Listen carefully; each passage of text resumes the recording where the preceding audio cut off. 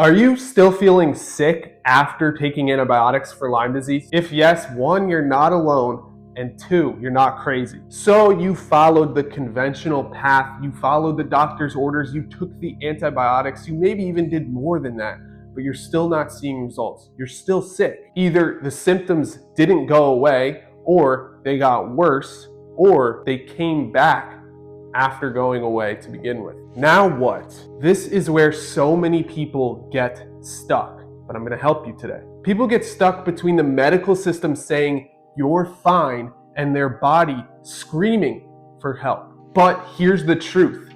You can take back your body without more antibiotics. Why do antibiotics sometimes not work great for Lyme disease? Well, antibiotics can help early on, but the truth is, Lyme disease bacteria are built different. They can morph into different forms to avoid antibiotics.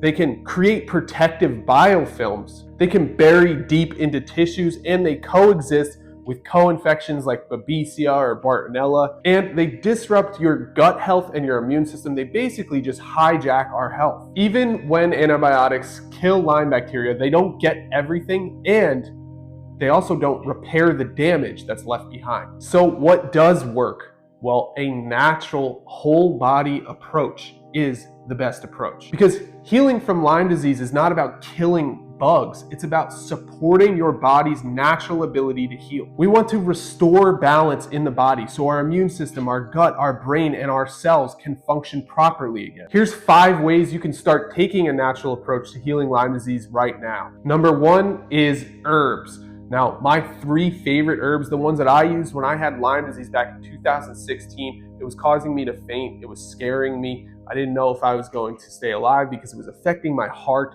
and it was disseminated to multiple organ systems. Anyway, long story, but I used 3 herbs, Andrographis, cat's claw, and Japanese knotweed, and you can use those 3 herbs too. They work really, really well. And I want to make sure I don't say this lightly because to me, they actually saved my life and turned everything around. That's why I knew I had to help other people and share the protocol that I had used along with everything that I did to get better. That's why I created LymeWars.com. If you go to LymeWars.com, you can get the 3 herbs I just mentioned sent directly to your door every month for less than a cup of coffee.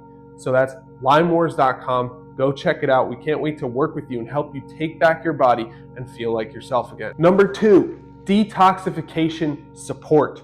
When Lyme microbes die, they release toxins. Now these toxins need to be removed from the system. If they are not, they will get stuck and they will continue to reabsorb into the body and cause all sorts of problems. They can cause your symptoms to 3 to 10x if you're not able to detoxify out all of the toxins that come with Lyme microbe die-off. That means you need to focus on the liver, the lymph, and the gut to make sure that you're removing all of those toxins every single day. Number 3, gut and immune system repair. So antibiotics will kill healthy gut flora. Now we need to replace that gut flora using smart things like probiotics and prebiotics. And the main reason we want to do that is because now we have a weakened immune system since 80% of our immune system lives in the gut. We need to rebuild and repair that gut flora and make sure we have a thriving gut bacteria that keeps us healthy for the long term. Probiotics, prebiotics, L-glutamine, and an anti-inflammatory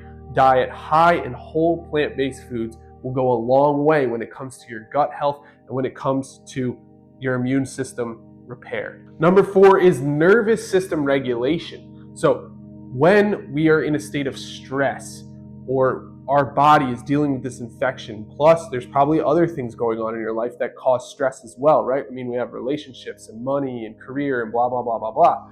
When all those things start to pile on and we're in a state of fight or flight, our body doesn't like that and we kind of get stuck. I mean, this is proven. It reduces blood flow to the stomach for digestion. It reduces anything that is unnecessary so that you can work out of this state of stress that you're currently in. That's why it's so important to try and get out of that stress state and into a more calm, relaxed, resting state. You're actually activating something called the parasympathetic nervous system. So how do you do that? Well, you can do it with simple things like breath work and gentle movement and fresh oxygen outside, right? Going for a walk in nature is a great way to calm the body and mind, as well as things like massage. And really, you want to put your body in a state of healing, whatever that takes for you.